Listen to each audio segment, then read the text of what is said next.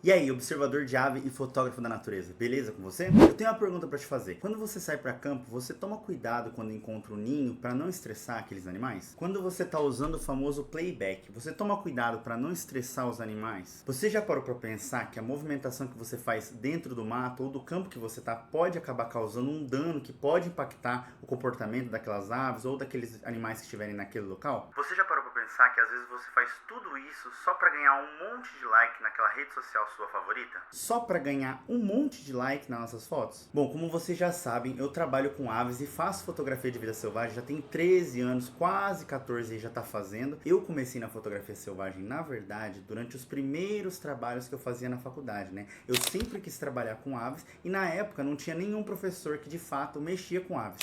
E mesmo assim, eu gostava e queria fazer os trabalhos de campo, sempre utilizando as aves como modelo, passarinhos e tal, e foi assim que eu fui pegando paixão por fotografia de vida selvagem. Eu sempre gostei muito de registrar os momentos únicos que eu fazia das aves na câmera. Vou mostrar pra vocês aqui, essa aqui foi a primeira foto que eu fiz de qualquer ave, a primeira ave que eu fotografei em uma câmera. Esse aí é um anu preto, o Crotopaga Anne, que eu fiz com essa primeira câmera aqui, ó. Essa aqui é uma Fuji FinePix 5, ela 12 megapixels, e ela tinha na época, ela tem, né, 12 vezes de zoom óptico, né? Eu lembro direitinho que eu contei pra minha tia que eu ia fazer um trabalho com aves e eu precisava fotografar elas. E aí a minha tia, junto com o meu tio, me deram esse primeiro kit de fotografia, que foi essa câmera Fuji aqui, que eu guardo até hoje aqui na minha estante, junto com o binóculo 8x40 da Náutica. Então esses foram os primeiros kits que eu tive para começar a fotografar, né? Eu lembro que o binóculo ele era grandão assim e as lentes dele eram vermelhonas. Esse foi o primeiro kit que eu comecei, né, a ter o meu olhar fotográfico e comecei a me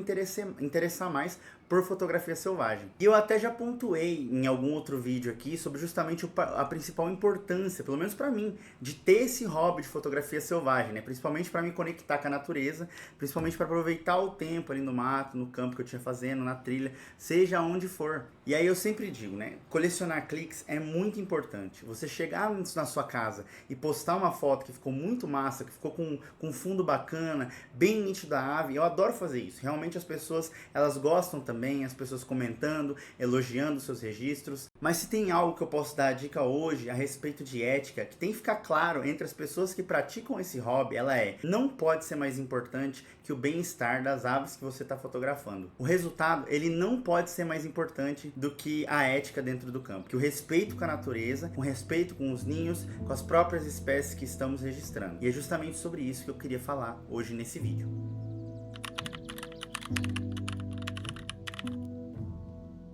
Até qual ponto vale a pena insistir naquele clique perfeito que a gente chama, né? Quantas vezes você lá no mato, lá em algum campo que você está fazendo, você já tentou fotografar um animal, aí você aproximou, aí tentou fotografar, aproximou mais, e no fim das contas a ave que estava lá, desenvolvendo um comportamento, seja ela forrageando, reproduzindo, ou mesmo só ali descansando no seu território, ela teve que abandonar o local porque foi estressada ou porque notou algum perigo de você estar ali, né? Querendo ou não, isso acontece muito, e é uma coisa que muitas das vezes não dá para ser evitada. Nós, como fotógrafos selvagens, nós queremos nos aproximar dos animais mesmo, mas é uma coisa que dá para ser diminuída, e muito. Pensa só no caso do uso do playback. Você toca uma vez, aí a espécie vem de lá de longe para verificar se é um possível parceiro sexual, se é um possível concorrente ao território, e aí ela começa a vocalizar, você vai, chega e toca o playback de novo, e é o animal que estava muitas das vezes sossegado ou fazendo qualquer outra coisa, qualquer outra interação naquele momento, tá ali, vocalizando de um lado para o outro agora, só se estressando cada vez mais,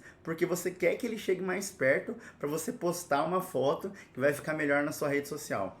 Eu tenho uma memória bem fresca na minha cabeça de uma vez que eu soltei o playback lá do Parque da Matinha, do Canário do Mato, lembro direitinho, que eu toquei ele e aí ele começou a vocalizar de perto. Aí eu fui procurando, reparei que um outro começou a vocalizar daqui também, aí do nada começou, um vocalizava aqui, aí o outro vocalizava aqui, até que eles começaram a se aproximar e houve uma interação muito legal. Muito legal não, na verdade, né? os dois começaram a ir um pra cima do outro, meio que numa interação de afugentar um ao outro. Então qual que foi o problema que eu gerei com isso? Por meio do playback, eu causei uma interação entre dois indivíduos que teoricamente causou gasto energético dos dois animais, estressou os dois animais e teoricamente não ia acontecer se eu não tivesse tocado, sabe? E esse dano, pessoal, muitas das vezes ele é invisível, a gente não consegue enxergar ele, mas a longo prazo aquele animal vai ter um prejuízo e isso pode acabar atrapalhando aquele indivíduo. Isso sem contar o fato de que às vezes a gente sai pisando aí pra frente, pisando em potenciais flores, plantas, andando, caminhando. Essas plantas podem estar em estado de regeneração, de restauração, né? E a gente sai detonando tudo. É importante nós termos esse cuidado bioético que nós temos para poder tornar a fotografia selvagem algo que de fato ela deve ser. Mas eu entendo que isso tudo vem justamente devido à pressão, né, que a fotografia selvagem hoje em dia ela tem colocado nas nossas cabeças, de que você precisa ter a melhor foto sempre, e você precisa que o animal esteja cada vez mais perto de você, com cada vez mais likes, com uma nitidez cada vez maior. Então essa busca incessante por likes, e por isso eu falo sempre disso, ela sempre influencia de fato alguma dessas práticas que são em tese ruins. Eu decidi fazer esse vídeo porque eu sei que isso é uma coisa que pode melhorar dentro da fotografia de vida selvagem, principalmente de aves. Eu meio que tento seguir esses princípios sempre que eu vou para o campo para fotografar.